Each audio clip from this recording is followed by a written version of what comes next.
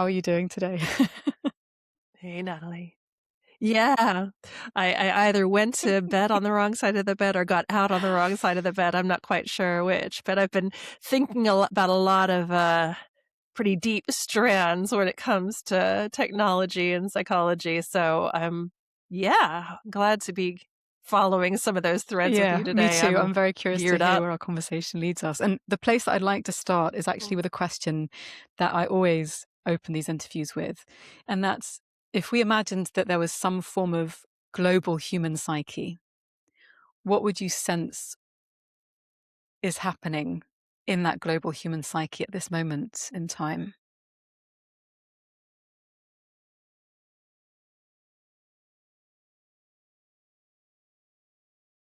I think what's happening in the global human psyche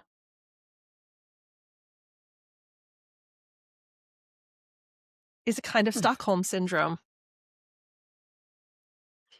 is a kind of collective feeling of knowing that something of import is happening, perhaps having some unease or dis-ease about that, or some ambivalence, and at the same time feeling, perhaps because a message has been very thoroughly absorbed or because everything around us is happening so inevitably or so fast, that we don't really have that much choice but to comply. So, and I think that when I say Stockholm syndrome, I'm referring, of course, to the whole kind of like I'm going along with something that has a power over you for a variety of reasons, perhaps because you're sold on it, perhaps because you've joined the, with the idea that it's a good thing, or perhaps because you feel like there isn't any choice in the matter. Um, so I feel like that's happening in the collective psyche, but that it may have a different flavor Mm. or tenor for different people. So, thinking about that then, and this sense of, I think to the extent that in Stockholm syndrome, people aren't necessarily aware of the degree to which they are complicit in, perhaps, or subservient to the will of the other. And there's this question around determinism, which you raised when we talked last time, and free will and agency, all these big human questions around what it is to have some sort of volition to direct our lives and our choices to relate with each other. Um, What's at the forefront of your mind when we're thinking about Stockholm syndrome, thinking about these themes of freedom, determinism, agency? Yeah, I feel like this is a really visceral, Mm. literal, in your face moment in thinking about what is, as you're saying, a pretty age old philosophical debate about free will versus determinism. To what extent do we actually have control, or are we the Mm. author of our own actions, of our own perceptions, or our own beliefs? These are debates that have been held in philosophical circles and neuroscientific circles, in the world of social psychology, thinking about what is the role of the individual versus the influence of what's around. Um, and now I feel like there's so much that's occurring technologically that operates below the levels of Mm. our really explicit switched on consciousness. There's a lot of ways in which we're being nudged, our behaviors being shaped, and in a very deliberate way by lots more in our environment than it was ever the case before. And so I feel like when there is so much that is operating quite powerfully on us by design, and that design is increasingly embedded and interwoven in so much of our worlds, um, I feel like there is a lot of opportunity to just be kind of sleepwalking or hypnotized or drawn into something without, by degrees, the classic boiling frog thing, without realizing really what's occurring, and maybe dismissing or swishing past whatever unease or disease you're feeling. Um, partly because there's also a lot of championing and normalization going on, and a lot of messages that in order Mm. it's a kind of adapt or survive kind of message that's happening, or in terms of Yeah. occupationally, that that if you don't want to be obsolete, that you need to do this to compete, you need to do this to stay on top of things, you need to do this to um, uh, not be excluded, you need to go along with various technological things. So it's being very aggressively and often persuasively sold to us, so that a lot of us are feeling like, well, what choice do I have but to go along with the prevailing winds?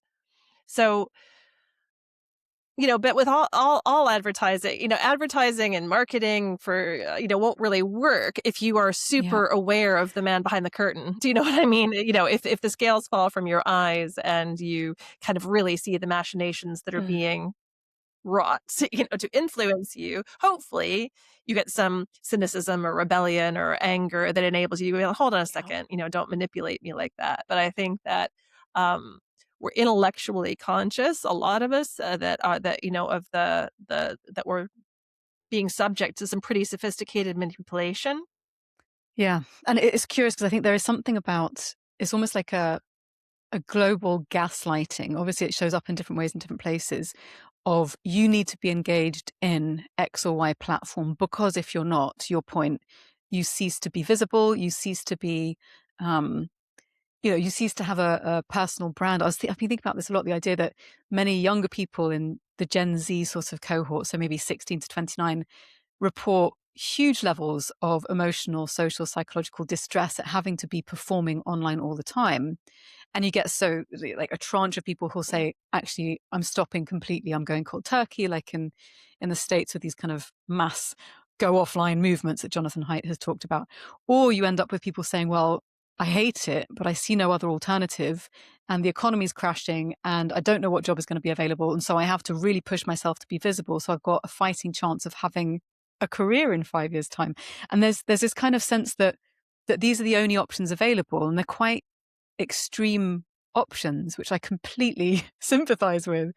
And yet I wonder if there are other routes forward. And of course, one of the routes forward is becoming aware of some of these dynamics and changing the system. What are some of the most pernicious or damaging dynamics through, we're talking here, I'm guessing, sort of predominantly social media or AI chatbots, through these sorts of technologies that show up in your clinical work, or perhaps that you've observed when you're speaking at these events? Mm. Mm. I feel like it's less in my clinical work, um, although certainly things show up when I'm working with couples Huh. having to do with technology and phones as being a third wheel, or things that happen in communication between partners. I feel like sometimes that side of things comes into it more than in the individual work. I suppose it's more in the kind of thinking and in speaking with the audience members afterwards and so forth.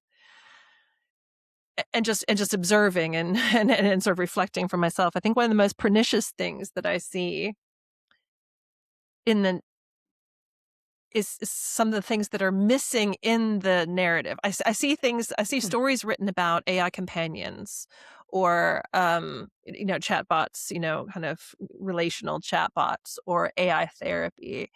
And I always feel like in the media coverage or the overall conversation about it, I feel like some of the most essential or important elements are missing from that. And I think in a way Mm. that's where the perniciousness comes in, because you realize if we're not realizing what the deeper, more problematic thing about this is, then we miss it and then we allow it to go on. So, for example, there's been a lot in the news about AI companions, about the extent to which younger people are using them, how people might be drawn to them because they offer this um, friction-free, abuse-free, like just exactly what you want, always there, always comforting, not Mm. going to reject you kind of experience, which for some people, including younger people who are just kind of learning to be in significant relationship with others in the world, might find attractive. And So you read so much about AI companions and why, are they a good technological solution to loneliness, for example? And to me, the most pernicious thing and the most ultimately damaging thing individually and societally about a lot of us using relational AI is that not that it's sycophantic and it will do whatever you want, but that it does not call upon you to be anything to or for it. That you don't not need to care. You do not need to consider. You do not need to think about the other. You do not need to put yourself last because you need to put them first. You do not need to kind of maybe endure your own discomfort about the focus not being on you because you need to and you choose to do something or be something for the other. There's no other to be something for. And so it's like you get into this whole kind of thing where there's nobody else that you need to consider. And so much of our kind of happiness and feelings of connection in the world has to do with this reciprocity, that it's not so much about like, oh, what is somebody else doing for me? It's like, what do I do for them? And that's removed. The need to even think about that is removed. And I feel like that has the potential, if we get trained out of thinking of others in that kind of way, and in some senses, compromising or sacrificing our own comfort or our own preference or our own whatever, ease for others, we get trained out of that, we're in a really bad situation. And I feel like that, so that's missing. So I'm always looking for that in the conversation about AI, and then I don't see it. And I'm thinking they're missing the thing that we really need to be the most worried about there. Or in all of the discourse about AI therapy and safety and, and can AI therapy, plug some of the gaps that there are in mental health provision, for example. And there's a lot to talk about there, and it's very interesting, and I engage in that debate. But missing from that often is the discussion of, well, what do we think that therapy is? What does therapy need to do? What is the heart of therapy? Is it an outcome? Is it reduction of symptom? Is it being held steady or kind of comforted or reassured? What is it? And what is it for? And I feel like in so much of the debate about and dialogue about AI therapy, we're not really asking really important questions about, well, what do we think therapy is? What do we think a therapist is? So I guess I just so often, and this is where the perniciousness again comes in, is that we're like, oh, is this a solution? Is this efficient? Is this optimal? Is it, I feel like even in how we humans are talking about these things, we're often kind of referring to machine goals rather than human values or human qualities. So I feel like it's kind of poisoned our conversation about it, so that without realizing it, we're sort of setting our sights at the same things that machines would understand, so that the machine world is already like shaping what we're aiming makes so for. much sense. There's so many Does places that I'd make like to go from here sense? and pull things from. There's one of the things I remember back in the day when I was more involved in kind of the UX, user experience design, and was developing websites and things, is the idea that the way in which you configure a platform creates a territory of affordances for the behaviors which are possible for a user to take, and that in turn configures the user. So there's a sense that whatever parameters you set up, you'll then be having an impact on the parameters that person embodies. And so, for instance, thinking about, more generally speaking, the shift in language that we're seeing in certain areas where people over rely on LLMs to generate text and to do their quote unquote thinking. So the over reliance of these tools as cognitive prostheses, and just not being able to enter into, and you mentioned this earlier, like this discomfort, the discomfort of being at the edge of your knowing, or being shouted down, or being proved wrong, or being undermined, to be able to have some sense of rootedness where you can weather the storms of being challenged or being uncertain or being I think also part of it actually judged, but in a way that means that you have to really hunker down and go, actually, what do I value here? Do I value the potential for expansion and growth? Not sort of like cancer-like expansion, which knows no bounds, but the sense of what is at the end of my knowing, and how can I cross that so that there's something about that, about if we become accustomed to increasingly tight parameters of, this is the extent of my knowing, these are my values, these are my ideas, these are my friends, this is the amount of friction that I'm comfortable with, then there's so much that just becomes inaccessible to us. So our lives become tiny in some form. Not just that, I mean, but that's my biggest worry in that domain. Absolutely. And it's a lot of this, and this is something I do work with all the time in various ways in my clinical practice. A lot of what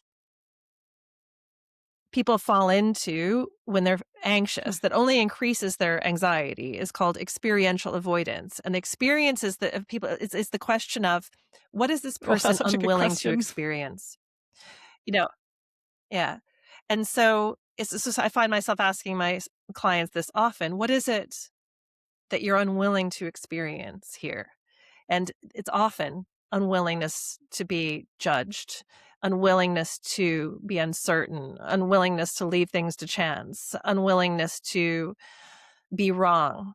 So for example, some people will fall into not having an open conversation with somebody or asking their partner or their friend something, but they will do all the work in advance. They'll try to mind read the person. They'll try to get their crystal ball out. They'll try to run all of the possibilities for what might happen. They'll try to work out what the other person is feeling, because if they and they don't want to be wrong. So then they'll get stuck for ages and all this kind of stuff. And increasingly, people are turning to LLMs to say, what might this other person be thinking? Here's all the text messages. Here's all the stuff. What is my best response so that I can avoid fill in the blank for whatever they're unwilling to experience? And so experiential avoidance, agendas of avoidance and agendas of control are incredibly psychologically problematic. They make us very psychologically brittle, very inflexible, and very much locked into a position of, I can only be okay if it's okay. I can only be okay if everything's okay. If certain things aren't okay, then I'm not okay. I can't handle that. I don't have the robustness or the flexibility to handle that. And so what I worry about, various kinds of technology and UX design inculcating in us is gradually moving us to a position where we are only okay if it's okay. Because it's smoothing out inconvenience, annoyance, boredom, any sort of pain point in a design sense that's ironed out. You've got to think, okay, so in making it that much more comfortable for the user, what capabilities am I actually taking from them? Not at one fell swoop, mind you, but by 1,000, one of the 1,000 cuts that ends up in us being like baby birds, and so so experiential avoidance is often something that's designed into designed in on purpose, and sycophancy is part of this. The sycophantic design of machines, which of course is designed to keep us happy, keep us engaged, keep us clicking, keep us using the thing, is part of that. You're not to be made as the user. The user is always right. You're not to be made uncomfortable. You're not to have your cage rattled. There's so much in there. I think part of it also, this tendency to turn to technologies, and it could be any technology. I mean, even back in the day, like to books, to turn to elements outside of ourselves to serve some kind of oracular soothsaying. And I think this is inbuilt in humanity. And I'm very interested, been noticing this recently. I've met a lot of people recently who witnessed in various different communities, people who in their latter years, notably actually elder men, who after a long secular life are turning to Christianity. And some of these people are people whose thinking didn't necessarily indicate that might be where they would wander, let's say, or not wander. And it's one of these things where, I mean, I have my own relationship with religion. I was raised Catholic and I really hated it. And And I'm witnessing this show up again and again, and I'm wondering if part of the appeal or magnetism might be because it provides a context in which so many of the things that we are experiencing becoming undermined. So community, a space for the sacred, a space for the non-technological in the sense of physical electronic technologies. I'm not talking about psychological technologies or ritual, but like, you enter into a space where you go to a church or a temple or, a mosque, whatever, and there's a quietness and there's a community and you're led. And also you have a mechanism through which to come into contact with grief and death and loss and sin and shadow, however you want to name it. There's so many different ways of approaching these things, but there's something about that I can see the erosion of our contact with these things that give us a great sense of discomfort or fear. I don't want to think about my own. Actually, I don't mind so much about my own death. It's the pain of death that I'm more worried about, or the loss of others. And so I'm wondering if that's also part of the equation, that in our kind of deepest longings as humans to feel into what it is to be alive, when you remove all of these points of friction, points of pain, we're deadening ourselves before we're even dead somehow. Yeah. And you're speaking to something where in this, in these communities and in having to be alongside and reconcile yourself with different personalities and different perspectives and, kind of get along and find ways to get along because you had to and all these kinds of things. And the world wasn't going to just adapt to and lay itself out for you for your convenience, whatever. You had to do all those things. And at the same time, those were also the communities and the structures in which you found containment, where, for better or for worse, because of course they could also be used as tools of, abuse and control and manipulation also, like, of course, like you say, we don't want to reify kind of like religion as having been the great, thing when, of course, it's been, used in various ways throughout history, um, to favor certain people and hurt others. So it's so it's but we always we've all the seeking the oracle or divination, these are traditions as old as time, which means they are impulses as old as time, because we cannot see into the future of our own accord, but we have always had that input because because it's fundamentally, existentially anxiety provoking that we can't see around the corner. So we seek reassurance, we seek containment, we seek solace, we seek comfort, and we seek somebody letting us know that it's going to be all right and that we're okay and all those kinds of things.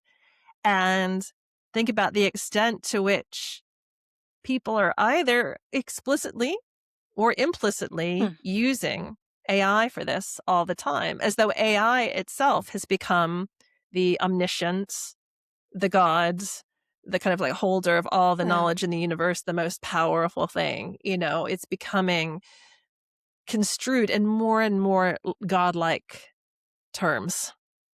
And we're consulting it as we would sometimes as we would a god. So go on, please. And yeah. No, and investing, and when we invest a kind of a godlike quality or identity in this, I mean, there's a lot of logical conclusions that we can kind of carry that forward to and be perhaps concerned about. I mean, there's the idea of making God in our own image, and those with the greatest power during structured, hierarchical political moments have been particular men, usually with great affluence, which is almost exactly what we're seeing now. And that I find terrifying. The idea that we're, if we're not careful, we risk flipping from this kind of secular, I'm talking about, the weird countries like the Western, this secular post-Enlightenment, hyper materialist, now hyper capitalist countries, to go back to something which, because we've lost contact with the harms potentially, feels like some kind of panacea, when actually what I would love to see is a plurality of paths forward that embrace, for instance, things like, and we talked about this the last conversation we have, our inherent interdependence with one another and with the web of life, with interbeing, that there is something that exists Yeah. beyond this power grabbing, hierarchical, dominating, extractive set of paradigms that are just so responsible for so much suffering that needn't be perpetuated. It's like there are so many other ways forward. Mm. Can we not harness a plurality of imaginations to create Yeah. alternatives, of which there can be many? Like, I refuse to Yeah. believe that this is the best we've got. It cannot be the best that we've got.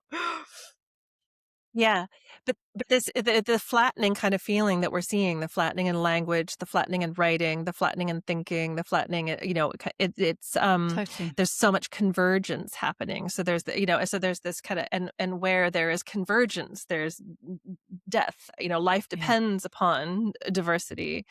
We were talking short time ago about some people know the novels. E.M. Forster wrote at the beginning of the 20th century lots of different kinds of novels, but he wrote a book that not very many people know about, and I cannot think for the life of me why it isn't mentioned more often. It was written in 1909, and it's called The Machine Stops.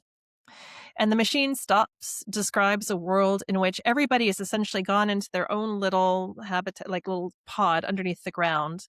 And they're connected. They have thousands of friends. They're constantly talking about ideas. There is no silence. They're always going to lectures, hearing lectures, learning stuff, talking about ideas, but they have no contact with anything outside of this thing where they can push a button. The lights are automatic. Everything is ambient. Everything is responsive. You don't have to want for anything. All of your physical needs are attended to.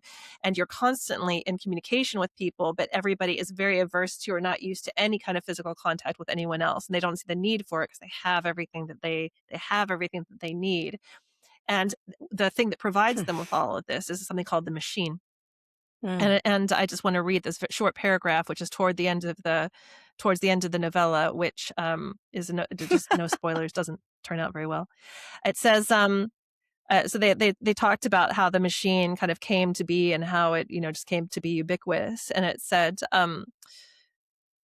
no one confessed the machine was out of hand. Year by year, it was served with increased efficiency and decreased intelligence. The better a man knew his own duties upon it, the less he understood the duties of his neighbor, and in all the world there was not one who understood the monster as a whole. Those master brains had perished. They had left full directions, it's true, and their successors had each of them mastered a portion of those directions, but humanity, in its desire for comfort, had overreached itself. It had exploited the riches of nature too far. Quietly and complacently, it was sinking into decadence, and progress had come to mean the progress of the machine. And there's stuff like that all through this book, where you're just thinking that it was freaking me out last night when I was rereading it. And it makes me feel really upset to read this, but because it's I guess it was a work of science fiction, I suppose. And I think he was writing it in response to something that was happening. I think I'm trying to remember the context in which E.M. Forster wrote this. But it's that humans have become so subservient that they readily adapted themselves to every caprice of the machine. And I think that it's the machine that links all of us in a way. And there's so much, I guess, richness and potential in using these self-same tools to be able to connect. But I feel like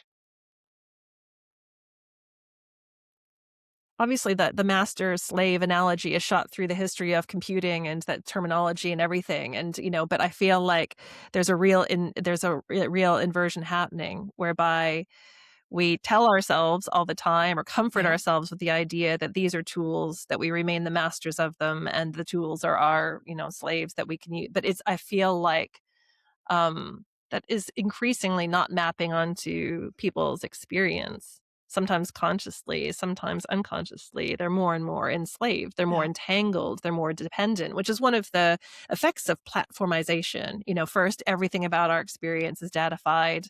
Everything about our experience is commodified, so subject to the massive forces of capitalism.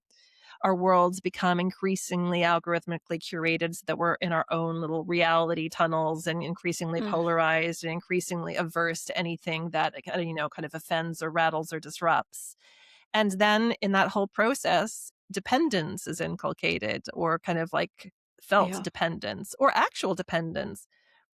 Thinking about the governmental Oof. structures, And stuff to digital do ID with in the UK right taxes, now. stuff to do with health, Hmm. stuff to do with, digital ID, identity, the ability to move freely Yeah. or travel, to access healthcare, to receive, to Yes. participate civically, effectively, to become educated. Think about the pandemic. It was amazing that there was such technology available so that children were in some sort of way still able to be educated during the lockdowns and the pandemic in so many countries. And for some of those families, for some of those children who did not have access, who were in digital poverty, that they were, it didn't matter. Do you know what I mean? There was huge inequity, existing inequity was deepened there. And then the infrastructure of all of that and Yeah. technology got into education at that point. It will never But I wonder about that because return to how it was. and this is back to the thing about Mm. because at the end of the day, we are meaning making mammals. We are animals. We are corporeal. If you don't get enough vitamin D, you don't heal Yeah. properly. If you don't have touch, you can't co-regulate. Yeah. If you don't eat, you die. Like there are certain things that Yes. are so self-evident, Yeah.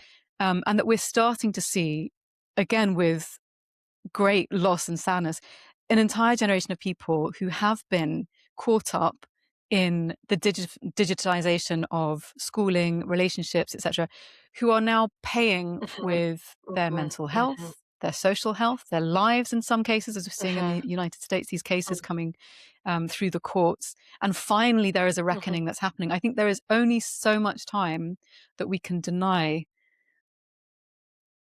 the kind of the softness and the needs of our bodies. We are embodied. And I think so many of the people leading the charge on Mhm. these technologies who are aiming towards this kind of horrific sci-fi vision of a vat with a brain in it, this disembodied um, consciousness that can exist, to your point with E.M. Forster's thing, the idea of just on an intellectual level, we've created this very lopsided perspective Mhm. of what it is beautiful and meaningful and true about human existence. And we've brought it into such a tiny little parameter, like whether you're thinking it's just about ideas or it's just about economic utility. And it's like, Yeah. no, you and I will be dead 100 years from now. Neither of us will exist. And These however we feel about that, we have Yeah. this moment now. Let's live. And it's kind of this, do we really want to give up the preciousness of every heartbeat? And especially when there are so many people living in extraordinarily horrific conditions. Like if we get the chance to actually live, I don't know, it's a gift. And I think there's something Yeah. about giving people, back to this point, I think again about religion, like the space to touch into the grief of this moment of what we stand to lose, what we've already lost in service to this machine. I Mhm. saw something yesterday which made me, it was Mhm. awful. It was a video. It was Goldsmith. I forgot his first name. Paul Goldsmith. Goldsmith. Ben Goldsmith, who has done an extraordinary series on rewilding, and he showed this clip. It was on LinkedIn when there was a warning, but of Mm. these balaclavaed men shooting wild birds out of the sky on migration, not to eat them, just for shits and giggles. And I thought, have we really gotten to the point? And this is, this Mhm. predates video games, people shooting and killing sport. But Of course, but yeah. Oh, getting to the point absolutely. where this is, it Absolutely. goes back a Yeah, long way. blood But I was sport just goes thinking, back this a is long also way. like, Yeah. again, is this what we're still having to reckon with at a time when we do have technologies that Yeah. can reduce suffering? Like, and this is the bind. Is not that I'm Absolutely. anti-technology. I want the Star Trek vision of technology. Like, No, absolutely. The I think that what just troubles me the most is that the kind of use cases of AI that are being pushed and fantasized about and that whatever are not the use. yes. I just feel like it's all upside down. I'm just thinking, here is this incredible possibility and this power, and yet, the kinds of purposes to which we're turning them, or the sorts of Mm. values or the goals that are being emphasized, or something that I really find hard to understand. In the machine stops. Although the main character hasn't had contact with her son, she said, because that's not how it works in that world, for many years. He wants to see her, and she just can't understand this. And she makes use of the still existent but rarely used kind of transportation system to transport her. And she's going over Yeah. all of these wonders of the world, these kind of mountain ranges and all these kinds of things, and seeing it from her airship. And she looks out through this metal blind, and she looks in these incredible snow-capped mountains or these amazing, like, lush green valleys. And she looks and she says, "No ideas here." And she shuts the "no ideas here, no ideas here." And I feel, and I feel like what you were saying about the rewilding thing. Mm. I was reading Robert Mm. McFarlane's "Is a River Alive?" and which is, again, a book I find very emotional. And he starts out from the premise of why, a Yeah. corporation can have a legal personality. Why can a river not have, rights, and and why can we not, campaign on Mm. the for the preservation of nature, on the idea that nature has rights, as we do.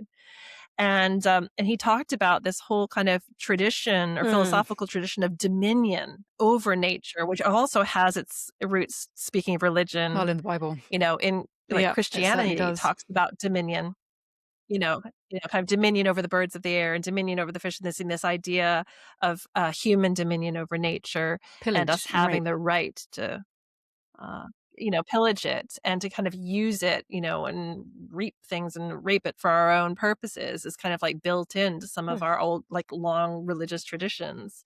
Not Yeah. all, And it's but not the only one, Christianity is must be one. said. And so it's like, Yeah. no, it's not the only one. No, absolutely.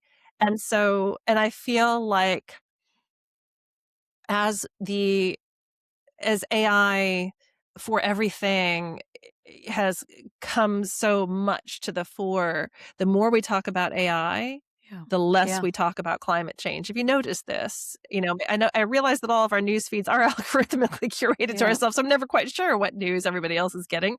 But I feel like where is all of the I Yeah. feel like before the pandemic, there was There's that momentum.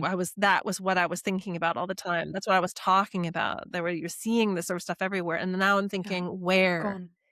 has that focus gone?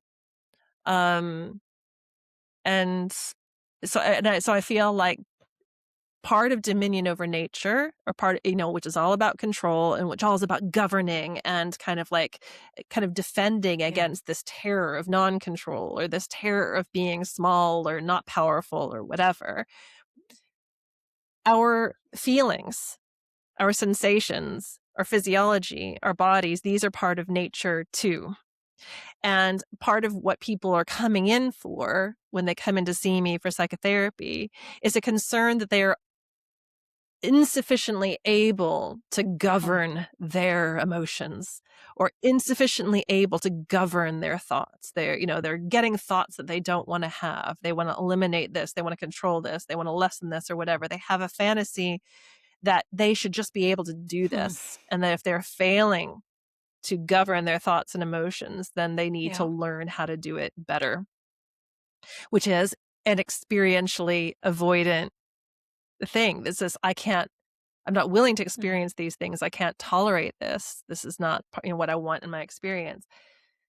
So you see where I'm going with this. This kind of like dominion over the outer environment, dominion over our, kind Mm. of bodies, which includes our feelings and our, thoughts or whatever.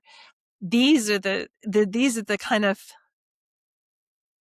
this kind of control is the undercurrent aim, or the Yeah. shadow aim, of so much of what we humans get up to, including with the kind of technologies that we're talking about here. And it feels so blind to me, but then I recognize that it really represents the vision, or the priorities, or the values of such a Yeah. small subset of Western, educated, industrialized, rich, democratic Yeah. country, Yeah. largely men, weird men. And so, and that is that those values and those aims and those goals are shot through so much of this, and that is really, really Yeah. that's impactful. I'm feeling so much as you're talking about this. Yeah. When I came back from, I was in Davos speaking on a couple of panels in Davos about Hmm. on one about agentic organizations. I'd been asked to contribute as a cyberpsychologist to a report, a collaboration between Hotwire, which is like a tech Hmm. PR firm, and the House of Beautiful Business, which is a think tank that really kind of focuses on more human-centered, life-centered kind of business. And yeah, I was contributing my perspective on the idea of agentic organizations, which is like kind of humans working cheek by jowl with kind of AI agents. And it was really interesting. They gave a survey to a bunch of junior and senior people in organizations, maybe 900 people, sort of saying, what is AI or agentic AI like? It be making Hmm. better or making worse about your working life? And it was a forced choice questionnaire. So they're like, how are you doing in terms of productivity and efficiency and good outcomes and this? That they ask all these questions in the choose one or more or whatever. And then I thought, wait, work and our working lives is one of the main places that adults seek pride and connection and meaning and purpose, and they are Yeah. devastated if their boss doesn't like something, or they're like happy if they are able to do something for their team, and they go there, and they are looking to they enjoy maybe Yeah. being involved in not just outcomes but processes. But there was none of that in the questionnaire. There was no opportunity to sort of say, "Oh, hey, Yeah. AI has made these aspects worse." It was only the machine goals. It was only like I'm thinking, Yeah. but this is not a survey for machines. This is a survey for humans. So where are the questions about the lifeblood, the things that actually make Yeah. humans want to work? And and This that is wasn't making in me the think about questionnaire. what you mentioned when we chatted yesterday or the day before about the machine goals and designing out and perhaps becoming blind to or downgrading things that, again, and it's this kind of same thread, like, human meaning and grief and this kind, like, all of this is bound together. Um, and I think one of the things I'd like to ask, certainly at this point in the conversation, is given that this seems to be very clearly now the direction of travel for the use of AI systems Mhm, to reduce the amount of money that businesses have to invest in actual humans, regardless in some cases of the actual outcome mhm, and quality of the output and whether it actually mhm. supports the business to thrive in the long term, which is another whole question. Um, Given that now it's become pretty clear that there are certain patterns serving machine goals, alienating people from one another, an increased sense of isolation in many instances, this kind of um, brittleization of one's own interior, I guess, capacity to be able to withstand anything. If that point of, if it's not okay, I'm not okay. Given all of these things that we're seeing quite clearly, where do you see areas where we can choose differently, resist? What are the points where we can create different conditions to cultivate different outcomes? Because the hunger is absolutely that. Like, I notice it in so many of the talks that I give. People afterwards, it's kind of like the corridor track of the conference in these business events. People come up, they're like, what do you actually think? What do you feel? Are you worried? Where's your hope in this? Like, what would you like to see happen? And people share their fears, and people do care. Like, most people I encounter want to live rich, meaningful lives and can see that outside of Yeah. this domain of, back to that point about domain and dominion, domain of kind of the most efficient, optimized, blah, blah, blah. It's like, well, this is a fraction. Is that what a human life is? Is that what an ecological organism is? Efficiency? Not necessarily. It's not just that. No, well, very little about efficiency, actually. I mean, because I mean, these goals or these values only really attained a kind of primacy with the Yeah. before the industrial revolution. Efficiency and productivity and optimization, all that kind of stuff like that. Was not, and also with the Industrial Revolution came the kind of all the kind of schools education Yeah. changed. It became more about like rote learning and national curricula, all this kind of stuff like that to kind of prepare you, for the Yeah. kind of workplace that you'd be going into. So, but these two, and this is why there was the arts and crafts movement, at a similar period of time, but, right, like kind of the E.M. Forster would have been very familiar with the EM, arts and crafts movement, which was all about we are being with this emphasis on everything homogenization and productivity and efficiency, we are moving away from something that is human scale and kind of valued by human and something that is separating us from one another, from our locality, from the kind of feeling of like pride and ownership and the Mm. work in terms, richness and meaning. And they were worried about soul. They were worried about our souls.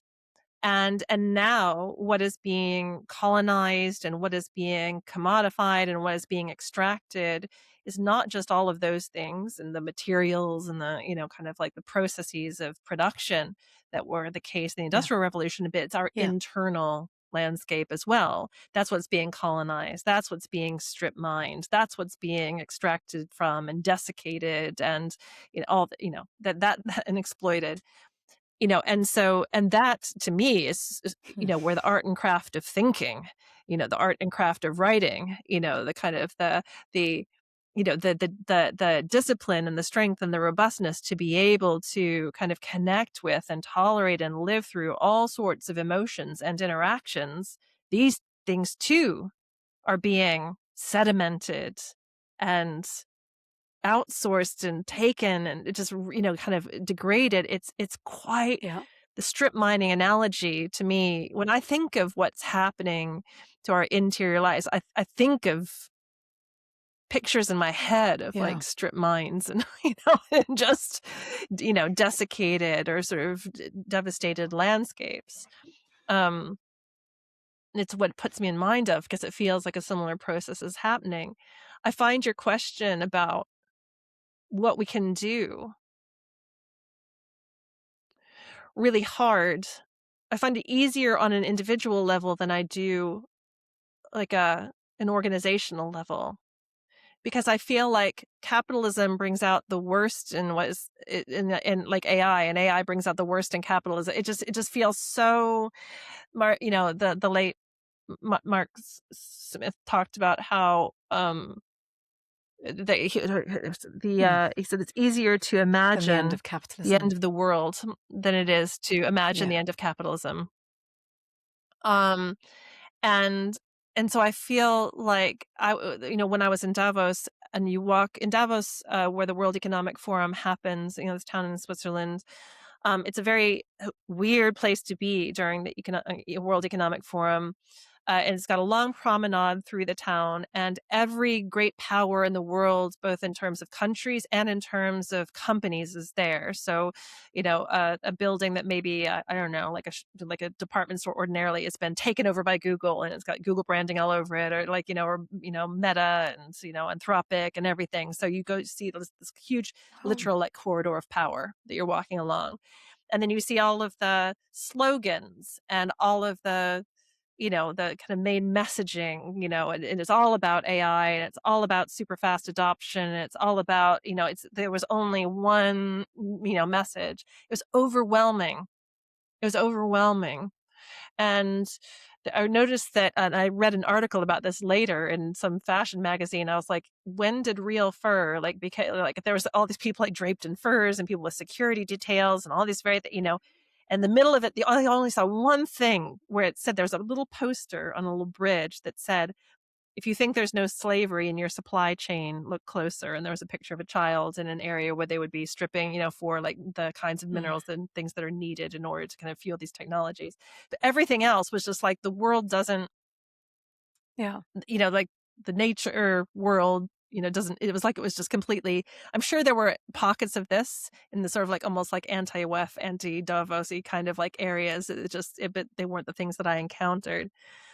And, and I feel like,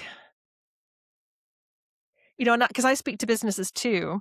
And, I talk about Mm. self-determination theory. I talk about the kinds of like human things that like, what is it that underpins people's motivation to work? What is that we need to provide people with in order to, make them care at all or engage at all? Like as we move towards these more agentic organizations, what is driving your decisions? How are you making the decisions? How are you communicating the decisions? How are you keeping people involved?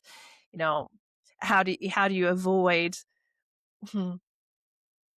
Yeah. like overcommitting to something only to have to walk it back, of which there have been some pretty, kind of public Yeah. kind of instances Yeah. of people going, oops, that didn't work.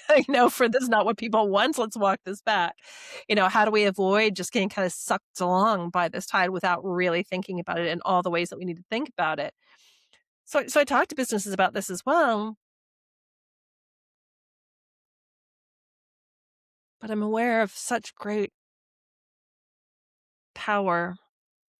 And I'm aware of such undermining that there's already been in our democracies, in our ability to tolerate the difficulty and messiness of, Mm. debate and dialogue. And we see so much polarization happening all over because of the kind of effects of the algorithmic environments Mm. and the echo chambers in which we've been existing, and our increasingly getting accommodated to just Yeah. having it the way that you want it. And I guess I'm stumbling all over and I'm saying all sorts of different words about all sorts of different things, but I guess my word salad is just Yeah. showing the difficulty of this Yeah. question, the kind of what do we do question. It's probably the same question a lot of people are plugging into LLMs every day in one way or another. Like, what do we do? What's going to happen? What do we do? What's going to happen? It's so terribly difficult to have the negative capability, which is Yeah. that kind of ability to sit with not knowing. The negative capability this at this moment is huge. What's required for us to just even kind of like sit and be quiet and not think, oh my God, what's going to happen in this moment requires a huge amount of energy. And with a company that has investors and a Yeah. board and quarterly reports and expectations and a fear of not being able to compete or to keep up with one's neighbor, and a feeling like the AI adoption and how well you're doing it and how fast you're doing it, how completely you're doing it is like the number one thing. I don't know Yeah. how to begin to dismantle that. I don't know how to challenge that on a But large maybe it doesn't scale. start at that large scale. I have this creeping suspicion, kind of like a fox stealthily moving through a field trying not to get caught, or like the little areas of London where there's, light pooled around the edges of a park. This kind of sense that there is something that's happening that, and again, it's back to what one pays attention to, somewhere of the whole confirmation bias side of things. But I'm noticing in so many conversations with Mm, people who have perhaps had quote unquote successful careers, who have amassed a certain amount of wealth, these kind of weird guys who at the ages of 50 or 60 are mhm, suddenly going, oh fuck, we need to do something. And actually, mm, I have some means. And one of the things that I'm finding particularly mhm, enlivening and hope bringing is that the means through which many of these people then act is to bring people together in community. And it's this kind of flip from, I have to be the best in my career, mhm. amass all this wealth, to, right, now I can Yeah, actually pull some threads together, create conditions or containment within which people can start to seed ideas in community. And I think this is the thing. I think yeah, we don't necessarily, it's like trying to take up concrete. The concrete over time is going to weather and there'll be cracks. mhm, One of the best things I can imagine visually that one could do is to take a bunch of dandelions and just blow seeds, and the seeds will fall and they will bed themselves in. And you don't have to take that much effort, but you have to understand how things can operate at scale further down the line by taking small actions locally in the moment. And I think there's something about that image, this kind of propagation where the conditions for, like, life wishes to live, like life wants to give life. And so what can we do in yeah, our little lives yeah, to create conditions for that to be more possible? yeah. And do you know, it sounds so negative, but I feel like my primary Yeah. way at the moment is anger. Because I think I've kind of gotten to the point where, because I think Yeah. it's getting so ridiculous. And it's becoming so obviously ridiculous that I'm hoping that in that nakedly ridiculous sort of thing where people are, Yeah. The or just absurdity get of so it. stupid, the absurdity of it Yeah. somehow is some sort of tipping What are point we where people doing? are kind of like, hold on a second. What are we doing here?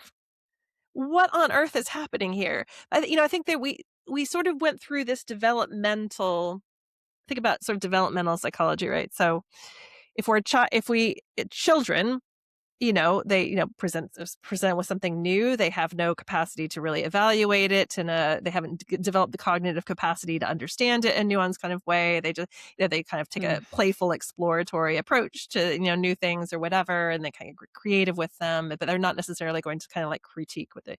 I kind of feel like with the introduction of new technologies, especially really mind-blowing ones, that there's almost like a childlike response that we have, where it's a response of ignorance, and of play and of interest and of curiosity, and and there's novelty, which is very intoxicating, and all that kind of stuff. So I think we went through that childlike, which is also very unconscious of you're not looking into the future, you're not thinking about unintended consequences, you're kind of very much living in the now with it and just playing. And I feel like we had that with social media. We played with it, and we didn't really understand the privacy settings. We didn't even really realize or ask questions about it or whatever. And then we came through this kind of like love, hate, kind of like crucible, whatever, this like almost like an adolescent kind of period where we're kind of like rebellious, but then we're kind of still kind of like whatever. We're not kind of launched, but we're kind of mad about it, and we're like whatever. And then maybe we're kind of graduated into a more mature, kind of more informed, more accurate or adult kind of understanding of it that allows us to be like, okay, hold on a second. And then allows us to take some more considered action, both individually and also the bloom is off the rose. We've kind of like, oh, actually, I was born along with this for a certain amount of time, and now I'm really aware of the discontents of it, and I'm ready to put that away. So it's almost like we need a digital doula to take us into this next more regenerative phase. Exactly. And I feel like that same kind of developmental thing is where, like certainly, I mean, with it, like, how amazing is a natural language processing, like LLM kind of like how like it was. I don't know if you remember the first time you interacted with something like ChatGPT when it first came out, for example, but it was, the experience it's compelling and extraordinary. Was pretty. It is so compelling. I think that the magic of it, I think that a lot of people are not anywhere near over the magic of it, just because it keeps on getting more, kind of magical. And in terms of what it seems to be able to do. And so, I feel like there's the same developmental thing that's probably happening, but with LLMs, I guess, I feel like that needs to be accelerated, because social media, for all the discontents, of which there are many, of the manipulations and the algorithms and their business models and all those kinds of stuff, at least at first, it mostly served to connect humans with other human beings. And I think we'll probably, exactly. I think we'll probably look back on that kind of era with a certain amount of like nostalgia. Like, what were we so worried about? Like, relative to this, I feel like this concerns me much more. This concerns me much more, where we are now. And I'm really, really riled up. I spend a lot of my time riled up about it because it matters. Because it matters. I feel very, and I've started to count, and I have some hope, because I feel like we're very concerned about the younger generation. I think the younger generation haven't gone through this like developmental kind of arc that Gen Z have. And yes, they've never known anything else. But I mean, it's kind of interesting. On one hand, they're vulnerable, just as we are vulnerable. We often think there's a big vulnerability difference between the younger generation, with which I have a lot of issue. I think that we're very kind of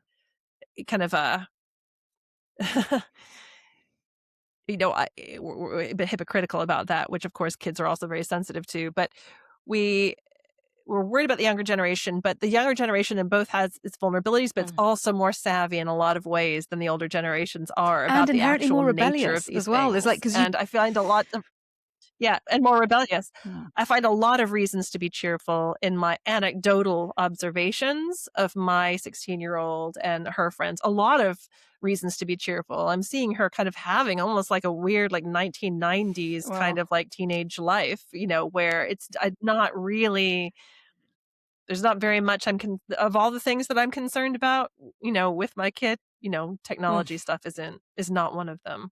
It's not one of them. And I've never taken a kind of a fear-based, restrictive kind of approach. I've taken a sort of a buffered or kind of like slight certain limits approach, but I've never sort of like, kind of um I've always let her kind of use these technologies. Mm. Being a pandemic kid who in year 5 or 6, Wow. that was her main way of connecting. It was very important for her.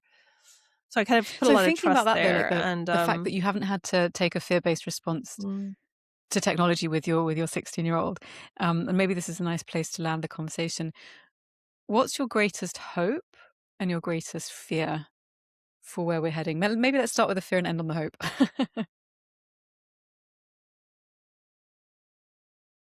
um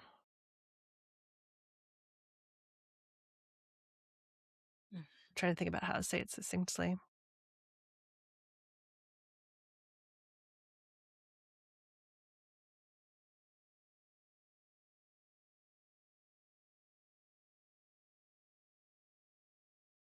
My hope is that the basic physiological and social kind of mechanisms that have always drawn humans to one another, that nothing can happen in such a short space of time to overturn this, and that I, I go to a music festival or like a Mm. kind of gig with thousands of people, kind of like together having this incredible experience of communion with whatever's happening on stage and with one another. Or I see, I kind of, sit with people in my community, or whether that's online or offline, and we're having this conversation, you know, which only happens because I met someone in Davos out in front of USA House in a protest who connected, me with you, and in a moment when I was feeling really discontent, and we got talking because I showed him my typewriter, which I was carrying around with me, and I had a sign and I had a T-shirt on that I'd screen print that said "We are not data," and so we got talking, and so and we had this. I have so many. I know so many deeply committed and caring and thoughtful and reflective humans, and I know, and I'm always conscious of our fundamental impulse to connect. It doesn't matter whether we humans connect with one another like a screen or like what we're doing now, or whether we connect out here, but like we have this need to, we have this urge to connect. And that I'm hopeful that ultimately, however sophisticated the machines come to be, or however magical, that they'll prove to never be quite enough, to fulfill that deepest, most natural need that we have, and that Mm. in the end that will prevail. So that's my hope, that our fundamental nature and our fundamental kind of need to, Mm. kind of for our habitat, like our attachment to our habitat, cannot be overturned so easily. So I hope that. Um, my greatest fear is the effects of frictionless, designed, hyper curated environments. Mhm. My fear is that. My fear is the kind of continued inexorable progress towards, Wow. like, everything comfort. My comfort corrupts sounds like such a weird phrase. It's something that I always toss around. My husband, I like more luxurious kinds of things in my environment than my husband does, and, we always have this joke that he's like this comfort corrupts kind of person. I would roll my eyes, but actually, it in this Mm. instance, in terms of what we've been talking about, it does. It we become so inflexible, we become so brittle, we don't have the flex built into us like trees have flex built into them so they don't fall down when the wind blows. Great big huge tall buildings that look strong and look like they're hard as rock have flex built into them so that they don't, because if they don't, they'll crumble. We need to be able to move with what challenges us and what pushes against us. We need to be able to roll with the punches. We need to be able to tolerate a wide variety of a human experience. This is part of our nature. It's part of our vitality. It's part of what really ultimately makes us appreciate our existence and what makes life worth living. It's the very depredations and difficulties and challenges and frictions and struggles that, yes, has the difficulties, but make life worth living.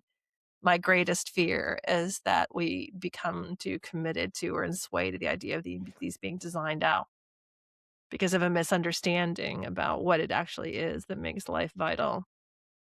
Well, And that's my fear. I think many people are working tirelessly to create pockets of radical hope where we come into contact with the things that bring us back into that communion with aliveness in all of its different expressions.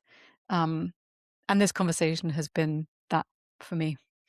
So, Elaine, thank you so much. What an extraordinary moment to have spent together. Thank you.